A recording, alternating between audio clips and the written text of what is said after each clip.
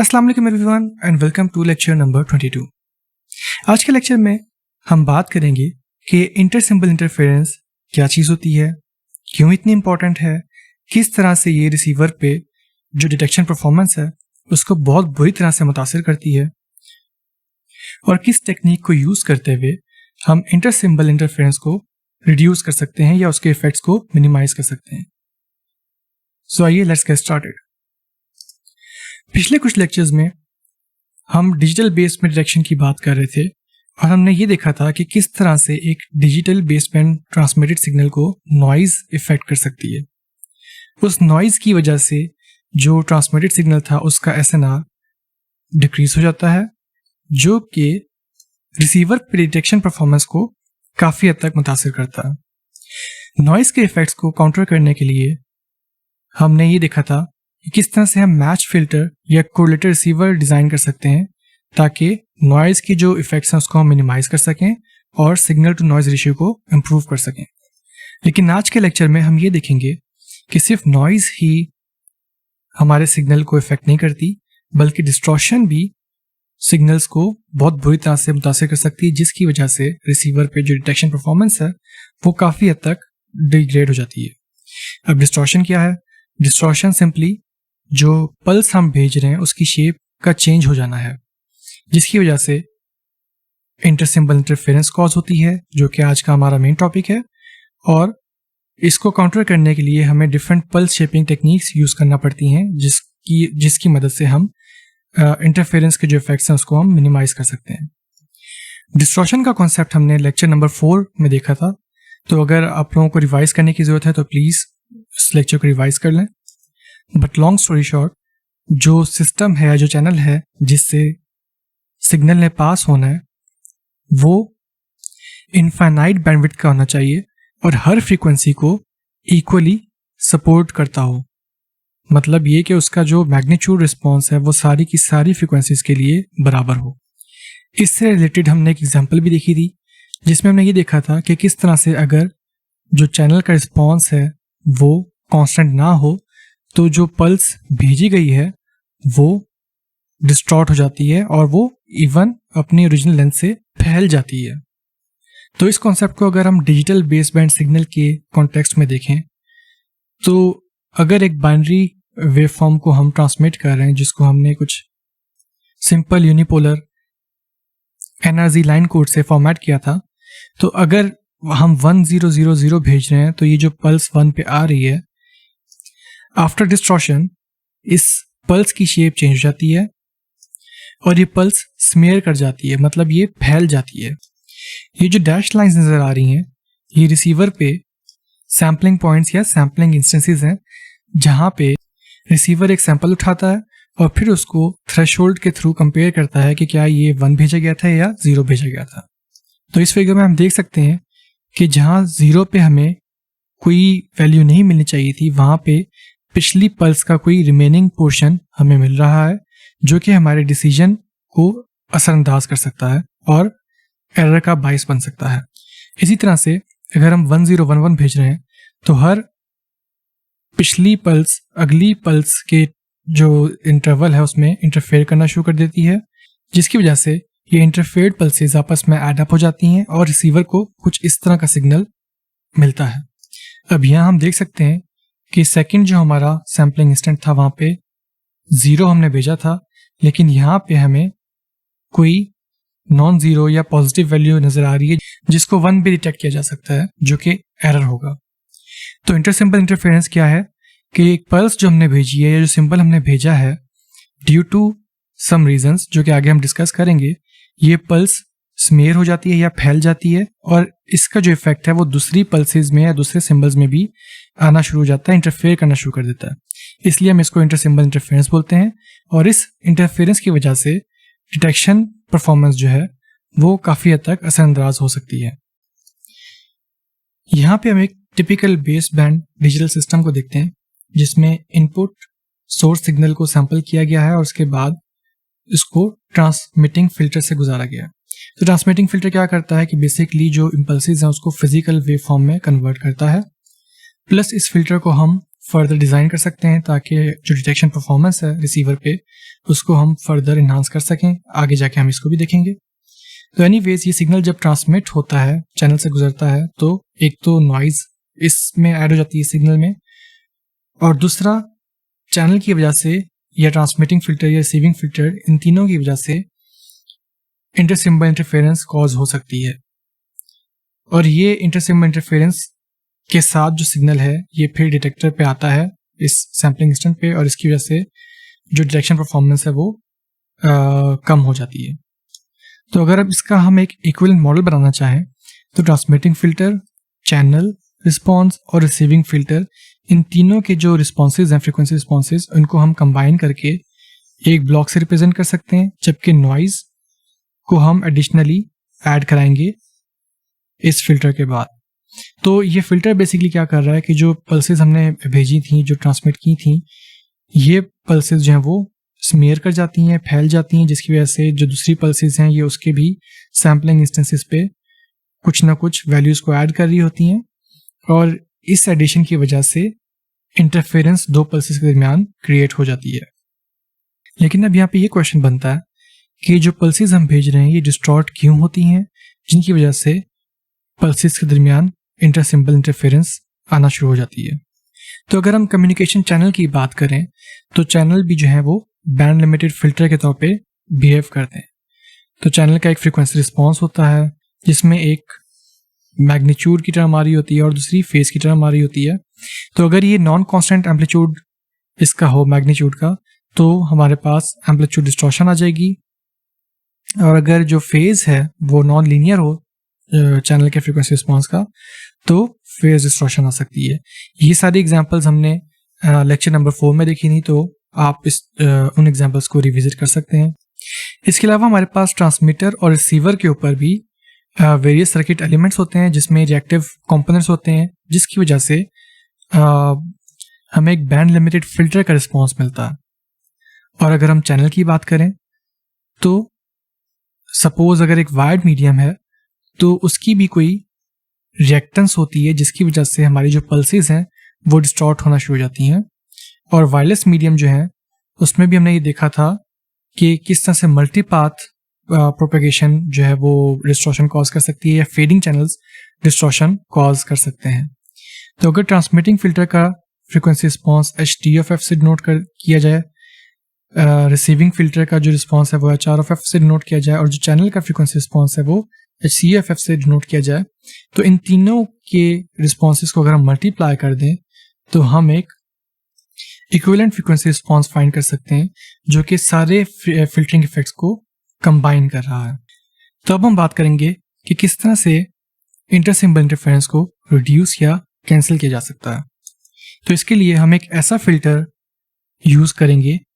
जिसका overall response जो है वो जीरो इंटरफेरेंस क्रिएट करेगा सिर्फ सैम्पलिंग टाइम्स पे, और इस तरह के फिल्टर को हम नाइक्वेस्ट पल्स भी बोलते हैं। तो नाइक्वेस्ट पल्स क्या होती है कि इसका इम्पल्स रिस्पॉन्स जो है वो 1 होगा जब उस पल्स का जो सैम्पलिंग टाइम है वहां पे ये इसका मैक्सिमम रिस्पॉन्स होगा 1, और बाकी जितने भी सैम्पलिंग टाइम्स होंगे वहां पे उस पर्टिकुलर पल्स का जो रिस्पॉन्स है वो 0 होगा। इस कंडीशन को ध्यान में रखते हुए अगर हम एक इम्पल्स यूज कर लेते हैं तो हमें सैम्पलिंग टाइम पे 0 इंटरफेरेंस तो जरूर मिल जाएगी, लेकिन इसकी वजह से जो सिस्टम की बैंडविड्थ होगी वो हमें इनफाइनाइट चाहिए होगी, जो कि हम अफोर्ड नहीं कर सकते। तो हमने इंटर सिंबल इंटरफेरेंस को रिड्यूस भी करना है, लेकिन हमने बैंडविड्थ को भी मिनिमाइज करना है। इसका मतलब है कि हमें कोई और सिग्नल्स देखने होंगे जो कि इस पर्टिकुलर कंडीशन को सेटिस्फाई कर सकें। अब याद रहे कि ये जो कंडीशन है ये कुछ ही पॉइंट्स पे हमें स्पेसिफाई कर रही है कि ये इम्पल्स रिस्पॉन्स क्या होना चाहिए, और बाकी जो पॉइंट्स हैं वहां पे कोई भी वैल्यू हो सकती है। तो हमें पता है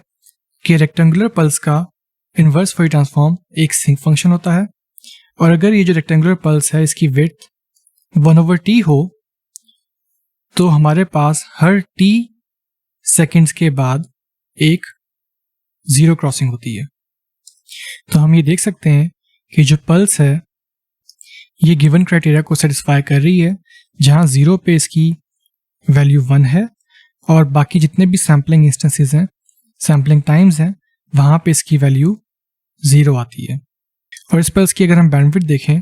तो इसकी बैंडविड्थ सिंपली 1/2t हर्ट्ज है।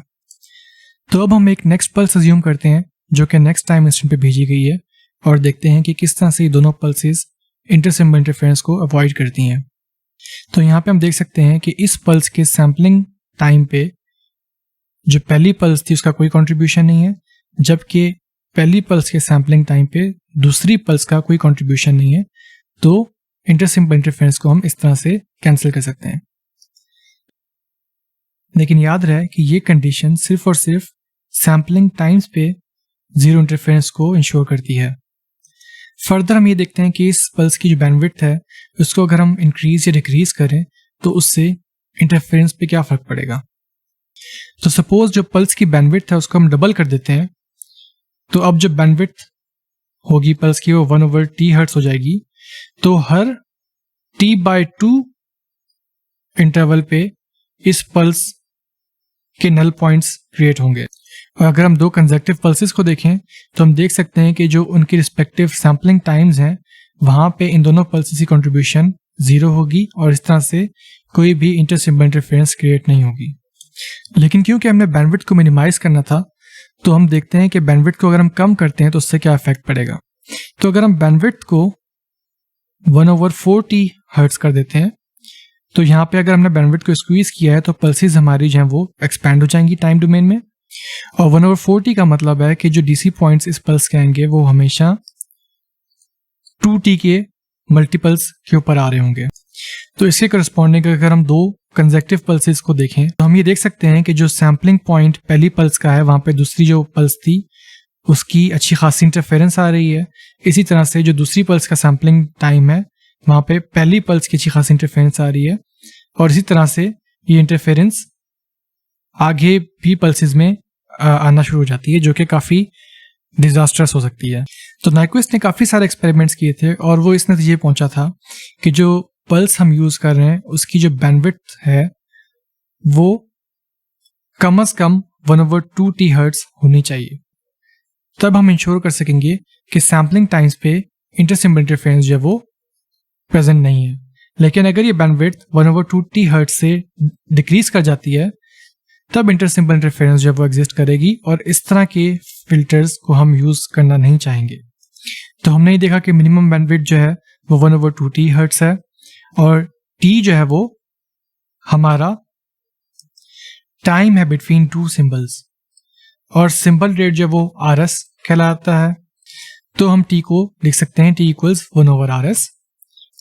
इसी तरह से हम मिनिमम बैंडविड्थ को लिख सकते हैं 1/2 और t की जगह हमने 1/RS रिप्लेस कर दिया। तो ये जो मिनिमम बैंडविड्थ है वो RS/2 हर्ट्ज आ जाती है।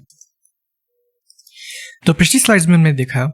कि अगर हमने इंटरसिम्बल इंटरफेरेंस को अवॉइड करना है या उसको कैंसिल करना है तो मिनिमम बैंडविड्थ जो हमें चाहिए होगी सिस्टम की वो RS/2 हर्ट्ज होगी, जहां पे RS जो है वो सिंबल रेट है जिसके यूनिट्स सिंबल्स पर सेकंड है। इसका मतलब ये है कि अगर हमारे पास एक सिस्टम अवेलेबल है जिसकी बैंडविड्थ W हर्ट्ज है तो मैक्सिमम ट्रांसमिशन रेट जो हम उस पर भेज सकते हैं, मैक्सिमम सिंबल्स जो हम उस पर भेज सकते हैं एक सेकंड के अंदर वो 2 टाइम्स W होंगे ताकि हम इंटरसिम्बल इंटरफेरेंस को अवॉइड कर सकें। तो इसी चीज़ को हमने मैथमेटिकली एक्सप्रेस कर दिया है कि W जो सिस्टम की बैंडविड्थ है that should be greater than equal to RS/2, मतलब मिनिमम बैंडविड्थ जो है वो RS/2 होनी चाहिए या उससे ज्यादा बैंडविड्थ हो सकती है। तो अगर इस एक्सप्रेशन को रीअरेंज कर लिया जाए, W इधर आ जाए और 2 इधर चला जाए तो RS/W should be less than equal to 2। तो ये एक इंटरेस्टिंग एक्सप्रेशन है जिसमें RS हमारे पास सिंबल्स पर सेकंड्स थे, W सिस्टम की बैंडविड्थ थी हर्ट्ज में और 2 एक कांस्टेंट है। तो सिंबल्स पर सेकंड्स पर हर्ट्ज जो है वो that should be less than equal to 2 अगर हमने इंश्योर करना है कि ISI जो है वो सिस्टम में प्रेजेंट ना हो। तो ये जो रेशियो है RS/W इसको हम बैंडविड्थ एफिशिएंसी बोलते हैं जिसकी यूनिट्स बिट्स पर सेकंड्स पर हर्ट्ज भी होते हैं। ये डिजिटल कम्युनिकेशन सिस्टम का एक इंपॉर्टेंट मेजर है जो कि रिप्रेजेंट करता है कि डाटा थ्रूपुट पर हर्ट्ज ऑफ बैंडविड्थ क्या है, मतलब कितनी बैंडविड्थ अवेलेबल है और उस रिसोर्स के अवेलेबल होते हुए हम कितना ज़्यादा जो डाटा रेट है वो हम ट्रांसमिट कर सकते हैं। तो RS/W जो रेशियो है वो ये शो करता है कि कितने एफिशिएंटली हम बैंडविड्थ रिसोर्सेज को यूज़ करते हैं बाय सिग्नलिंग टेक्निक्स। अब तक की डिस्कशन में हमने ये देखा कि पल्स शेपिंग से हम ISI को रिड्यूस या कैंसिल कर सकते हैं। तो जनरल गोल्स या ट्रेड ऑफ्स पल्स शेपिंग में क्या होते हैं, इसके ऊपर हम थोड़ी सी डिस्कशन कर लेते हैं। ऑब्वियसली पहला गोल ये है कि हमने इंटर सिंबल इंटरफेरेंस को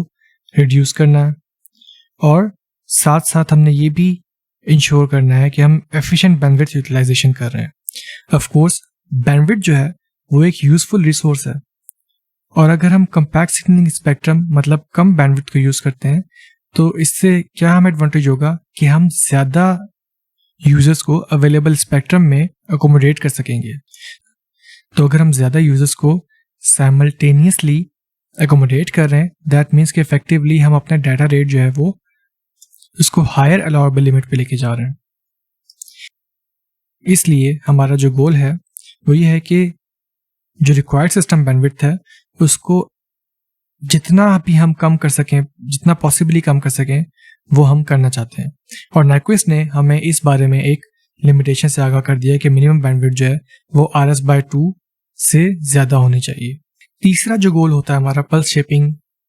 करते हुए वो ये होता है कि हमने ये देखना होता है कि जो पल्सेस है हमारी वो टाइमिंग एरर से कितनी रोबस्ट है। टाइमिंग एरर से मुराद ये है कि अगर रिसीवर पे सैम्पलिंग करते हुए अगर जो टाइमिंग है उसकी वो थोड़ी बहुत आगे पीछे हो जाती है तो कितनी इंटरफेरेंस जो है वो रिसीवर पे आएगी और उसको हमें मिनिमाइज करना है। तो इन अदर वर्ड्स जो साइड लोब्स हैं पल्स के उसको हमें एज स्मॉल एज पॉसिबल रखना ज़रूरी है। तो अभी जो हमने नाइक्विस्ट फिल्टर या नाइक्विस्ट पल्स को देखा था जो कि ISI को रिड्यूस करने में हमारी हेल्प कर रहा था, उसके साथ प्रॉब्लम्स क्या हैं। पहले तो प्रॉब्लम ये है कि जो इम्पल्स रिस्पॉन्स हमें मिलता है नाइक्विस्ट फिल्टर का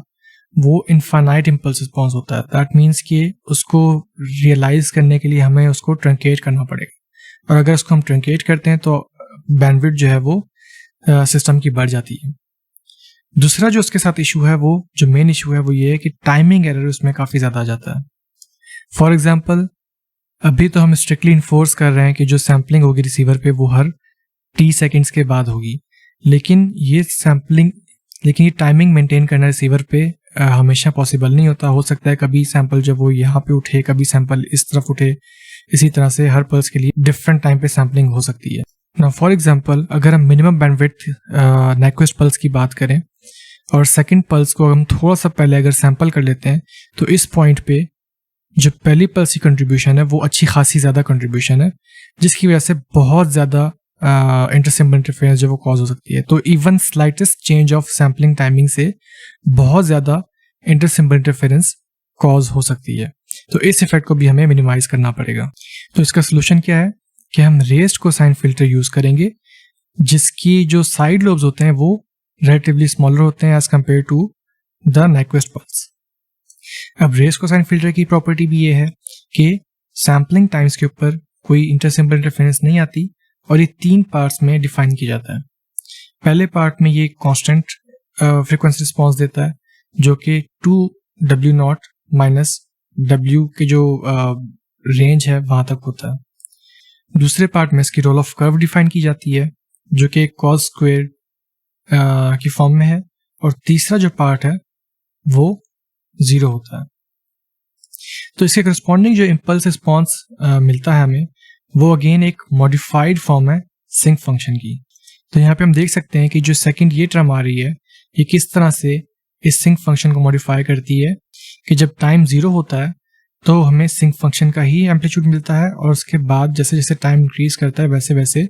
ये जो फैक्टर है ये साइड लोब्स को अटेनुएट करने में हमारी हेल्प करता है। तो यहाँ पे कुछ टर्म्स देखी हैं आपने जो कि W0 है और W है। तो W0 हमारी मिनिमम नाइक्विस्ट बैंडविड्थ है जो कि RS/2 के बराबर है और W जो है वो एक्चुअल बैंडविड्थ जो इस पल्स की होगी उसको डिनोट करता है। तो मिनिमम बैंडविड्थ से जितनी ज़्यादा हम बैंडविड्थ को यूज़ कर रहे हैं ये जो डिफरेंस आएगा इसको हम एक्सेस बैंडविड्थ बोलते हैं और इस एक्सेस बैंडविड्थ का रेशियो मिनिमम बैंडविड्थ के साथ रोल ऑफ फैक्टर कहलाता है, जो कि हमेशा 0 से 1 के दरमियान रहता है। इस स्लाइड में रेस कोसाइन फिल्टर के frequency response different roll off factors के साथ प्रेजेंट किए गए हैं, जबकि याद रहे कि roll off factor excess bandwidth divide by the absolute minimum bandwidth का रेशियो था, और जो मिनिमम बैंडविड्थ W0 है वो RS ओवर 2 से डिनोट की जाती है, जो कि नाइक्वेस्ट मिनिमम बैंडविड्थ कंस्ट्रेंट भी है। अगर हम रोल ऑफ फैक्टर को 0 कर दें, दैट मीन्स कि जो एक्सेस बैंडविड्थ है वो भी 0 हो जाएगी, और इसका मतलब ये है कि जो हमारा रेस कोसाइन फिल्टर है वो एग्जैक्टली नाइक्वेस्ट फिल्टर की तरह ही बिहेव करेगा, जो कि इस रेक्टेंगुलर स्पेक्ट्रम से दिखाया गया है। इसी तरह से दूसरे एक्सट्रीम पे अगर रोल ऑफ फैक्टर 1 हो, इसका मतलब ये है कि W minus W0 over W0 जो है वो 1 के बराबर होगा। इसको अगर हम रीअरेंज कर लें तो W0 1 से मल्टीप्लाई होके W0 ही रह जाएगा, और फर्दर रीअरेंज करने पे W इक्वल्स 2 टाइम्स W0 हो जाएगा। तो यहाँ हम ये देख सकते हैं कि अगर रोल ऑफ फैक्टर 1 हो तो जो बैंडविड्थ रिक्वायर्ड होगी सिस्टम के लिए वो 2 times the absolute minimum bandwidth चाहिए होगी। इस केस में जो स्पेक्ट्रम है वो कुछ इस तरह से शो किया गया है कि इसका जो एंड है वो -1/t से लेके 1/t तक आ रहा है। दैट मीन्स की बैंडविड्थ जो है वो 1/t होगी, और ये हम देख सकते हैं कि जो W0 होता है वो RS/2 होता है, तो 2 टाइम्स RS/2 ये RS हो जाएगा, और RS 1/t था। इस तरह से जो बैंडविड्थ आएगी वो 1/t आएगी। सिमिलरली R0.5 के लिए भी हम जो बैंडविड्थ है वो फाइंड कर सकते हैं, और हम देख सकते हैं कि एक इनिशियल टाइम तक ये जो है वो कांस्टेंट होता है, जैसे कि R0 के लिए भी कांस्टेंट था, R0.5 के लिए भी एक टाइम तक कांस्टेंट होगा, और उसके बाद ये स्टीप रोल ऑफ फैक्टर आता है एज कम्पेयर टू R1, और इसकी जो बैंडविड्थ आती है वो 3/4 टाइम्स t आ जाती है। इन फिल्टर्स के जो करस्पॉन्डिंग इम्पल्स रिस्पॉन्सेज हैं वो यहाँ पे शो किए गए हैं। तो हम यहाँ पे देख सकते हैं कि अगर बैंडविड्थ कम हो तो जो साइड लोब्स हैं इम्पल्स के वो बड़े होते हैं, और जैसे जैसे बैंडविड्थ जो है वो हम इंक्रीज करना शुरू कर देते हैं या रोल ऑफ को इंक्रीज करना शुरू कर देते हैं, वैसे वैसे ये साइड लोब्स कम होना शुरू कर देते हैं। फॉर एग्जाम्पल R0 की अगर हम बात करें तो यहाँ पे जो साइड लोब आ रहा है, साइड लोब के जो मैग्नीट्यूड्स हैं वो काफ़ी हायर हैं, लेकिन जैसे हमने रोल ऑफ फैक्टर बढ़ाया, सपोज 0.5 कर दिया, तो अब ये जो रोल ऑफ फैक्टर है, ये जो साइड लोब्स हैं ये कम हो गए, और R=1 जो मैक्सिमम हमारी बैंडविड्थ आ रही है वहां पे ये साइड लोब्स बिल्कुल ही कम हो गए हैं। तो यहाँ पे एक ट्रेड ऑफ आ जाता है, हमारे पास एक डिजाइन पैरामीटर आ जाता है कि अगर हमने बैंडविड्थ को मिनिमाइज करना है तो यहाँ पे साइड लोब्स जो हैं उनके मैग्नीट्यूड्स इंक्रीज करना शुरू कर देंगे, जिसकी वजह से ये हो सकता है कि रिसीवर पे अगर जो सैम्पलिंग हम कर रहे हैं उसकी टाइमिंग बहुत एक्यूरेट होगी, तभी इंटरसिम्बल इंटरफेरेंस को अवॉइड किया जा सकता है। लेकिन अगर वो टाइमिंग उसकी जो है वो बिल्कुल एक्यूरेट नहीं है तो इंटरसिम्बल इंटरफेरेंस जो है वो काफ़ी एडवर्सली इफेक्ट कर सकता है, और हम ये कह सकते हैं कि रिसीवर जो है वो टाइमिंग एरर को बर्दाश्त नहीं कर सकता। लेकिन अगर हमें टाइमिंग एरर को जो है वो मिनिमाइज करना है तो दैट मीन्स कि हमें यहाँ पे जो बैंडविड्थ है उसको बढ़ाना पड़ेगा, ताकि जो साइड लोब्स हैं ये कम हो, और जो नॉन सैम्पलिंग टाइम्स है वहाँ पे भी इंटरसिम्बल इंटरफेरेंस जो है वो एग्जिस्ट ना करे, जिसकी वजह से अगर सैम्पलिंग टाइम में थोड़ा बहुत अगर फ़र्क आता भी है तो वहाँ पे कोई बहुत ज़्यादा इंटरफेरेंस सिंबल्स की आपस में ना हो। तो रेस कोसाइन फिल्टर की जो बैंडविड्थ है बेस बैंड कंडीशंस में वो डिनोट की जाती है 1+r टाइम्स RS/2। तो जैसे अगर हमने देखा कि R 0 था तो बैंडविड्थ मिनिमम थी और नाइक्वेस्ट बैंडविड्थ कॉन्स्ट्रेंट को ये फॉलो कर रही थी, तो R को अगर हम 0 पुट कर देते हैं तो हमें यहाँ पे बैंडविड्थ जो है वो RS/2 ही मिलती है। इसी तरह से अगर कोई भी हमें रोल ऑफ फैक्टर गिवन हो या कोई भी हम रोल ऑफ फैक्टर एज्यूम करें तो हमें उसके करस्पॉन्डिंग जो बैंडविड्थ मिलेगी टोटल वो हम फाइंड कर सकते हैं। अब ये एक बेस बैंड सिस्टम था जिसकी हमने बैंडविड्थ फाइंड की। जैसे कि आपने इस कोर्स में एनालॉग कम्युनिकेशन के पार्ट में आपने पढ़ा था कि अगर हम बैंड पास ट्रांसमिशन कर रहे हैं, अगर हम मॉड्यूलेशन कर रहे हैं, तो उसमें जो बैंडविड्थ रिक्वायर्ड होती है वो 2 टाइम्स बेस बैंड वाली बैंडविड्थ होती है, क्योंकि बेस बैंड में हम सिंगल साइड बैंड को भेज रहे हैं एक तरह से, और जो बैंड पास है उसमें हम डबल साइड बैंड को भेज रहे होंगे। तो ये मॉड्यूलेशन स्कीम्स अब आगे जाके देखेंगे, लेकिन एनीवेज अभी के लिए सिर्फ आप इतना ध्यान में रख लो कि जो पास बैंड मॉड्यूलेशन स्कीम्स होंगी उसके लिए जो रेस कोसाइन फिल्टर होगा उसकी बैंडविड्थ 2 टाइम्स होगी। तो यहाँ से जो 2 वाला फैक्टर था वो खत्म हो गया और ये simple 1 plus R times R S रह गया। पिछले कुछ लेक्चर्स में हमने ये देखा था कि नॉइज के जो इफेक्ट्स हैं उसको मिनिमाइज कर सकते हैं by using a match filter, ताकि हमें ऑप्टिमम जो है वो एसएनआर मिल जाए। और मैच फिल्टर में हमने ये देखा था कि जो फिल्टर का रिस्पॉन्स है मैच फिल्टर के लिए वो एग्जैक्टली कॉम्प्लेक्स कॉन्जुगेट होना चाहिए जो ट्रांसमिट फिल्टर का रिस्पॉन्स है। तो क्योंकि यहाँ पे जो रिस्पॉन्सेज हम देख रहे हैं वो उनमें सिर्फ मैग्नीट्यूड है, फेज की टर्म नहीं है, तो कॉम्प्लेक्स कॉन्जुगेट भी एग्जैक्टली वही सेम चीज़ हमें प्रोवाइड करेंगे। दैट मीन्स कि जो ट्रांसमिट फिल्टर है और जो रिसीव फिल्टर है दोनों के रिस्पॉन्सेज जो वो सेम होने चाहिए। तो पिछली स्लाइड्स में हमने जो रेस्ड कोसाइन पल्स शेपिंग देखी थी जो ISI को कैंसिल कर रही थी, वो एक ओवरऑल रिस्पॉन्स था कि ओवरऑल जो रिस्पॉन्स बनेगा सिस्टम का वो क्या होना चाहिए जो जिसकी वजह से ISI को कैंसिल किया जा सकता है। दैट मीन्स कि ट्रांसमिट फिल्टर और रिसीव फिल्टर दोनों का जो कॉम्बिनेशन है वो मिल के एक raised cosine pulse shaping filter बनाएगा। तो हमने ये देखा था कि जो ओवरऑल रिस्पॉन्स है वो बेसिकली एक रेस कोसाइन फिल्टर है। तो अगर इस रेस कोसाइन फिल्टर को हम 2 पार्ट्स में ब्रेक कर दें, दोनों पार्ट्स जो हैं वो रूट रेस कोसाइन फिल्टर्स हों, जहां रूट रेस कोसाइन फिल्टर जो है वो रेस कोसाइन फिल्टर का सिंपली स्क्वायर रूट है।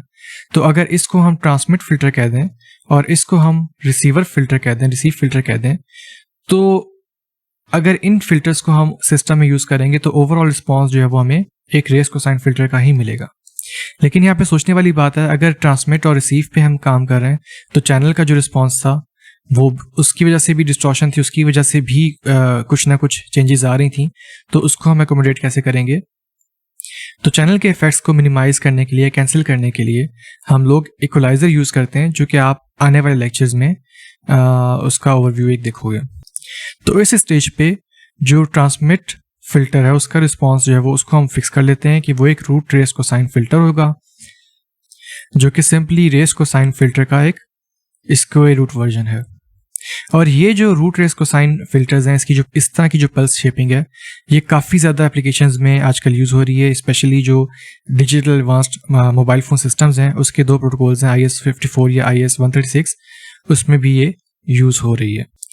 एक बात का हमें ख्याल रखना पड़ेगा कि जैसे सिंक पल्स इनफाइनाइट ड्यूरेशन की होती है, इसी तरह से रूट रेस कोसाइन फिल्टर जो पल्स है वो भी इनफाइनाइट ड्यूरेशन की होती है, तो उसको हमें ट्रंकेट करना पड़ेगा।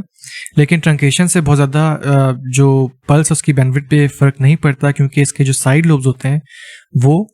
नाइक्विस्ट पल्स से काफ़ी कम होते हैं,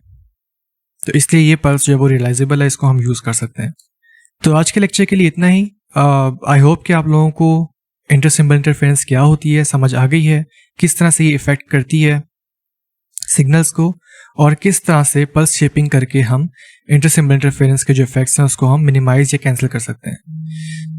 तो अगले लेक्चर्स में इंशाल्लाह हम आई डायग्राम्स और इक्वलाइजर्स पे बात करेंगे। Till then take care of yourself and अल्लाह हाफिज़।